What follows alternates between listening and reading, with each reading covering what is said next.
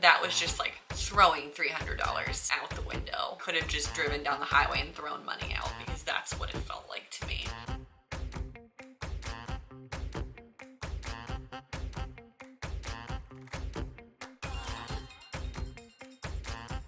Hey guys, what's up and welcome back to my channel. My name is Carly and I am a mom of two. I have a daughter named Kennedy who's 3. My son Theodore just turned 1. For today's video, I'm going to be sharing with you guys the baby products I regret buying. And yeah, I made some bad purchases.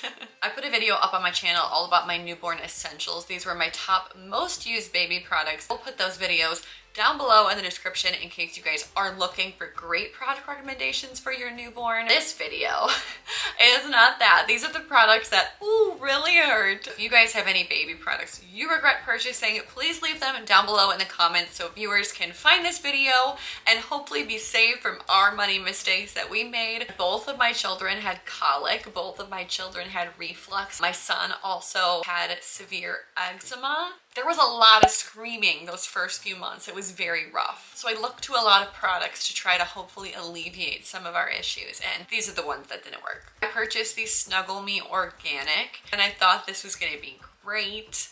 And my son just really didn't like it. Something I didn't realize about the Snuggle Me Organic is that the sides are padded, but the bottom isn't. So if you set that on like a hard surface, like they're touching the hard surface, there's no padding on the bottom, unlike a DockATot, which does have the padding on the bottom. Personally, if I had to get just one, I would purchase the DockATot again. I would not purchase the Snuggle Me Organic, but that's because my son didn't like it. Doesn't mean your baby won't, but just for us, I look at it and I'm like, this was kind of a waste of money. Swings are the bane of my existence as a mother. I wish my kids liked these, but they don't. And I tried to get new ones this time around for my son, thinking he will definitely love this. Spoiler alert, he did not love it. Hated the Mamaroo. I had like a cheaper swing. I had a really fast moving swing. None of them. He wanted nothing to do with any of them. They prefer the real thing. I just imagine my kids in my head being like, I know my rights. Okay, woman, you can rock me. I bought the Stokke Tripp Trapp, the really cute looking high chair that's so aesthetically pleasing, and I got it in black so it would like fit in with our dining table. Yeah, my son hates it. It was like $350. It was so expensive, especially in those early months of feeding when your child is still like trying to get used to the position and still like developing their strength. It just did not support him and it was very uncomfortable for him. He ended up switching like a Graco high chair with lots of padding. He loves that so much more, ate so much better in that high chair because I realized so much of his problems being in an uncomfortable chair and trying to get used to like how to sit versus being in this other high chair. He eats no problem. Sometimes basic is better. I think I finally learned that lesson now. I wanted to be a baby wearer. I wanted to be that like super earthy granola mom who wore her child to do everything. And the baby wraps just never worked for me. And I thought maybe it was because I was a first time mom and I would do it with my second. My son hated it. The amount of time it would take me to get the wrap right, to get him positioned correctly, would infuriate him. He was screaming. And by the time he got to that like meltdown mode, there was no coming back. By the time I got the wrap secure, I'd have to take him out because he was hyperventilating. I really wanted to love the Solly Baby wrap. I loved all the different colors and prints. The picture that I have where he looks happy in it, that was the only time this happened.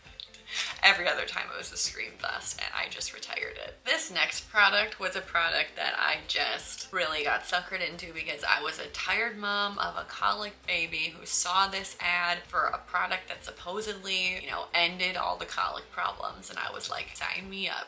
Add to cart. I bought the BABOCUSH, which is like a $300 thing that you have to strap onto a different swing. So you have to have a swing and then put this thing on top of it. And it's supposed to help aid with reflux because your baby's on their stomach, got a heartbeat sound in it, so it's supposed to replicate being on mom. Wow, was it a fail? I tried to put my son Teddy on this thing and he just screamed and screamed and screamed. That was just like throwing $300 out the window. Could have just driven down the highway and thrown money out, because that's what it felt like to me. Let me know if you've ever tried the BABOCUSH and if it's worked for you. The ad was really convincing, but wow, for me it was a horrible experience. I bought a NANIT with my daughter and I absolutely loved the NANIT. So I'm not talking smack about the NANIT totally here. We bought a second NANIT for my son because I loved it so much, and I didn't realize that it won't just alert you if one of your children is crying. You have to actively toggle back and forth between which kid you want to see.